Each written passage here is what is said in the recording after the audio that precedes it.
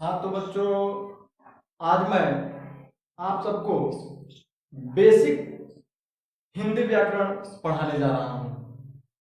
Basic Hindi व्याकरण पढ़ाने जा रहा हूँ, जिसे ध्यान से देखिएगा।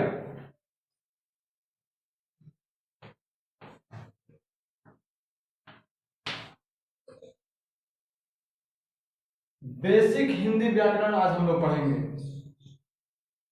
बेसिक हिंदी व्याकरण में सबसे पहले आप लोग जानेंगे कि व्याकरण किसे कहते हैं। तो आइए सबसे पहले हम लोग व्याकरण की परिभाषा से परिचित हों। व्याकरण वह शास्त्र है, व्याकरण वह विषय है जिसके माध्यम से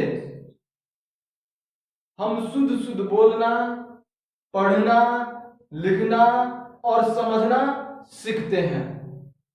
एक बार और सुन लीजिए, व्याकरण वह शास्त्र है, व्याकरण वह विषय है जिसके माध्यम से अर्थात जिसके द्वारा हम शुद्ध शुद्ध लिखना, बोलना, पढ़ना और समझना सीखते हैं। ठीक है बच्चों, व्याकरण में सबसे पहले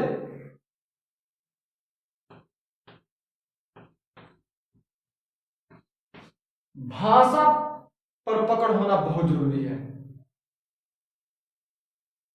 देखिए, भाषा जो है, भाषा से ही आपकी पहचान होती है।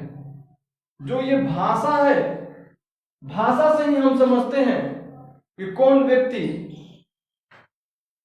भारतीय है, कौन अंग्रेज है, कौन सा श्रीलंका का है, भारत में ही कौन सा व्यक्ति बंगाली है, कौन सा व्यक्ति मराठी है, कौन सा व्यक्ति गुजराती है, भाषा से ही समझते हैं।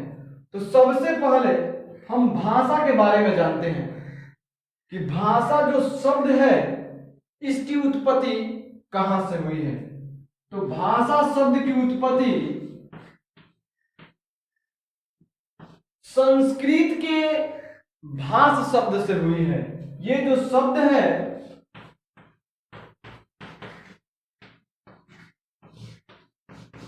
संस्कृत का भाष शब्द है। भाषा की उत्पत्ति कहां से हुई है? संस्कृत के भाष शब्द से, जिसका अर्थ होता है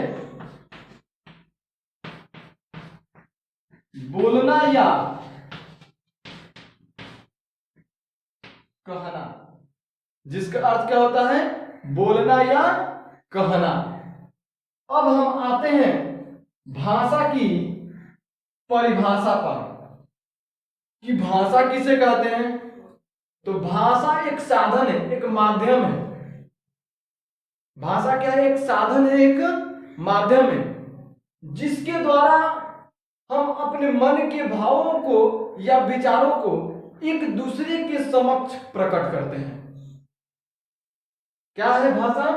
एक साधन है, एक ये माध्यम है, जिसके द्वारा हम एक दूसरे के विचारों को, भावों को क्या करते हैं? समझने की कोशिश करते हैं। अर्थात भाषा वह साधन है जिसके द्वारा मनुष्य अपनी मन की भाव या विचारों को प्रकट करता है। भाषा वह साधन है, भाषा वह माध्यम है जिसके द्वारा मनुष्य अपनी मन की भाव या विचारों को एक दूसरे के समक्ष प्रकट करता है। अब आते हैं कि भाषा को कितने रूपों में हम प्रकट कर सकते हैं। तो भाषा को मुख्य रूप से दो रूप में ही प्रकट कर सकते हैं। वो दो रूप हैं, मौखिक, पहला मौखिक है और दूसरा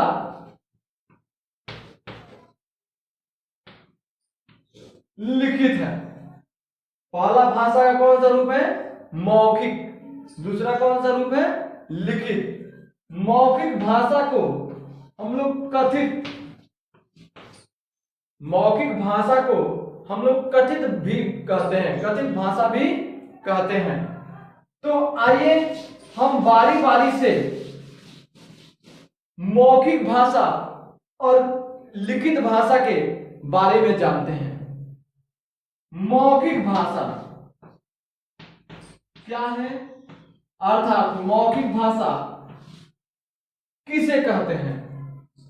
तो भाषा का वह रूप जिसके माध्यम से मनुष्य अपनी मन की भाव या विचारों को बोलकर या कहकर प्रकट करता है, तो वह भाषा का मौखिक रूप कहलाता है। क्या?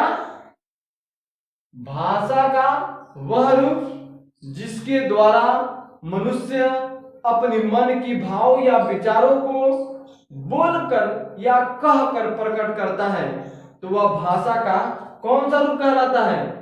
मौखिक रूप कहलाता है। दूसरा है आपका लिखित।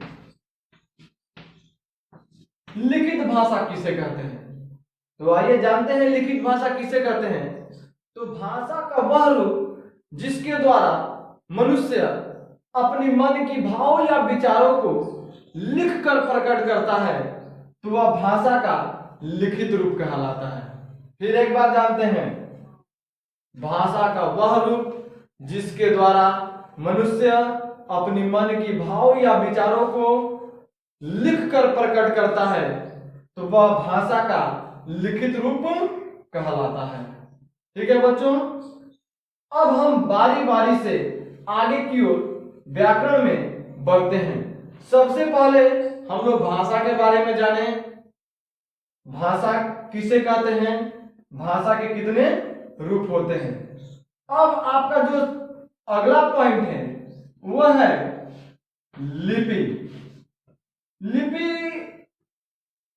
बहुत ही आवश्यक है। हमारे लाइफ में लिपि की आवश्यकता बहुत है। लिपि का अर्थ होता है लिखने का तरीका। लिखने का तरीका यानी हम जो लिखते हैं, हमारी जो लिखावट होती है, उसके लिखने की जो तरीका होती है, उसे हम क्या कहते हैं? लिपि कहते हैं। इसको इंग्लिश में हम लोग स्क्रिप्ट कहते हैं। आप देखे होंगे, पिक्चर देखे होंगे, फिल्म देखे होंगे। फिल्म में जो भी डायलॉग होता है, उन डायलॉग को एक क्या किया जाता है? लिखा जाता है। लिखकर उसके बाद से बोला जाता है, याद करके बोला जाता है। तो वो जो लिखा जाता है, तो उसको हम लोग स्क्रिप्ट कहते हैं। क्या कहते हैं? स्क्रिप्ट कहते हैं। हिंदी में उसको हम लोग क्या कहते हैं? लिपि कहते हैं। तो ये लिपि जो है, अनेक प्रकार की लिपियां हैं। पूरे विश्व में अनेक प्रकार की लिपियां हैं, लेकिन हमारे भारत में सिर्फ और सिर्फ मुख्य रूप से देवनागरी लिपि का ही प्रयोग किया जाता है। अधिकांशतः अब बिजनेस के सिलसिले से हम लोग रोमन लिपि का भी प्रयोग करना शुरू कर दिए हैं। देवनागरी लिपि अर्थात हिंदी में जो लिखावट होती है वह देवनागरी लिपि होती है, और जो अंग्रेजी की जो लिखावट होती है, इंग्लिश की जो लिखावट होती है, वह रोमन लिपि होती है, वह रोमन स्क्रिप्ट कहलाती है। तो आइए आगे हम बढ़ते हैं। इसके बाद से हम लोग भाषा के बाद से हम लोग पढ़ते हैं वर्ण के बारे में कि वर्ण किसे कहते हैं। तो वर्ण पढ़ने से पहले मैं आप लोगों को एक चीज बता देना चाहता हूं कि भाषा के जो रूप, दो रूप हम लोग पढ़े, मौखिक और लिखित रूप। उस लिखित रूप के बाद से हम लोग लिपि के बारे में पढ़े कि लिपि किसे कहते हैं। ठीक है, और हमारी जो हिंदी है वह किस लिपि में लिखी जाती है। तो सबसे पहला काम यह रहेगा कि आप लोग होमवर्क में, गृह कार्य में हमें लिख कर दिखाइएगा कि भाषा किसे कहते हैं। पहला क्वेश्चन आपका ये रहेगा। दूसरा रहेगा भाषा के कितने रूप होते हैं और कौन कौन से। ठीक है, दूसरा क्वेश्चन क्या है, भाषा के कितने रूप होते हैं और कौन कौन से।